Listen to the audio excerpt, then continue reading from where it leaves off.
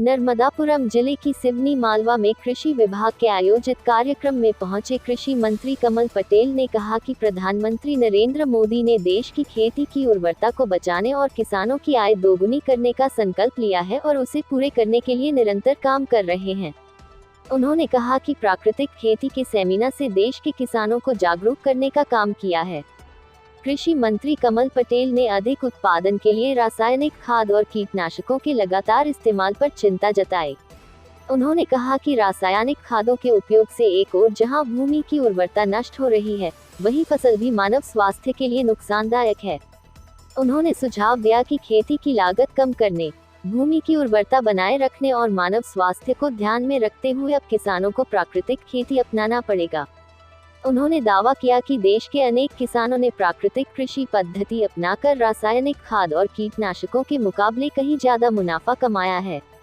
वहीं उन्होंने कहा कि वे मध्य प्रदेश से रासायनिक खाद को पूरी तरह बंद कर प्राकृतिक खेती के लिए प्रेरित कर रहे हैं।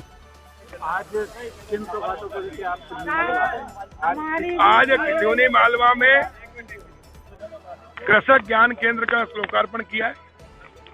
ये 27-28 लाख की लागत से स्वीकृत हुआ था, लेकिन 23 लाख में बना है। यहाँ किसान आएंगे, खेती से संबंधित प्रदेश और केंद्र सरकार की जो योजना उसकी जानकारी मिलेगी।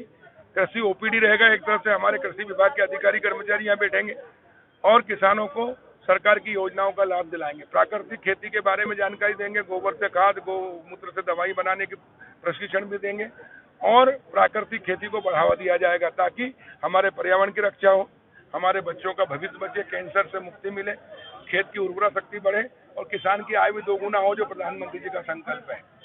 प्राकृतिक खेती पर आपने जोर दिया है, गोवंश से जोड़ते हुए, तो इसके लिए क्या विशेष प्रयास? उसके लिए जैसे भारत सरकार ने नमामि गंगा योजना की है, गंगा किनारे दोनों साइड 5-5 किलोमीटर प्राकृतिक खेती होगी ताकि पेस्टिसाइड और रासायनिक जो उसके अंदर बारिश के समय बह के जाता है खेतों से गंगा में, ताकि गंगा प्रदूषित नहीं हो। इसी प्रकार हमने नमामि नर्मदा योजना प्रारंभ कर रहे हैं। माननीय मुख्यमंत्री जी ने घोषणा भी की है।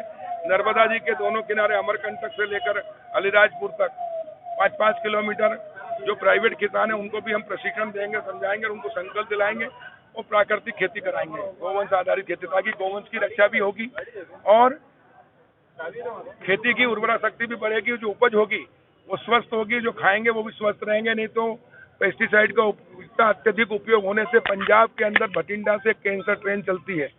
हमारे प्रदेश में लोगों को कैंसर ना हो, बीमार ना हो, लोग स्वस्थ रहें, इसलिए प्राकृतिक खेती की ओर हमको आना ही पड़ेगा और इसके लिए हम प्राथमिकता से काम कर रहे हैं। भारत सरकार ने इस बार मध्य प्रदेश को 99,000 हेक्टेयर में प्राकृतिक खेती करने का टारगेट दिया है, लेकिन हम उसको और बढ़ाएंगे प्रदेश तरफ से और जनता के सहयोग से, किसानों के सहयोग से प्राकृतिक खेती। आने वाले समय में रासायनिक खेती टोटल बंद कर दी। बिल्कुल, मध्य प्रदेश को हम शुद्ध रूप से प्राकृतिक और जैविक प्रदेश बनाना चाहते हैं। अभी मैं आपको बताना चाहता हूं कि 1,64,000 करोड़ रुपया सब्सिडी दी जाती है रासायनिक खाद पे और लाखों करोड़ की विदेशी पूंजी, हमारे देश की पूंजी विदेशों में जाती है पेस्टिसाइड के उपयोग से, और उसके बाद में हम वातावरण को भी प्रदूषित कर रहे हैं और हमारे बच्चों के अंदर भी कैंसर हो रहा है। अभी एक बच्ची 13 साल की को कैंसर हुआ, उसका जब जांच कराई तो भिंडी की सब्जी खाती थी ज्यादा, उसके कारण, क्योंकि भिंडी में 5-5, 6-6 दवाई, 7 दवाई डलती है। हम मूंग पैदा करते 5-5 कोरोजिन डालते हैं। पहले मूंग की दाल बीमार आदमी को खिलाते थे, स्वस्थ हो जाता था, अब स्वस्थ को खिला दो तो बीमार हो जाए। तो हम देश और प्रदेश की जनता को, आने वाली पीढ़ी को स्वस्थ रखना चाहते हैं, क्योंकि हमारी संस्कृति में कहा गया है पहला सुख निरोगी काया। रासायनिक खाद के जो ठेकेदार हैं, जो बड़े बड़े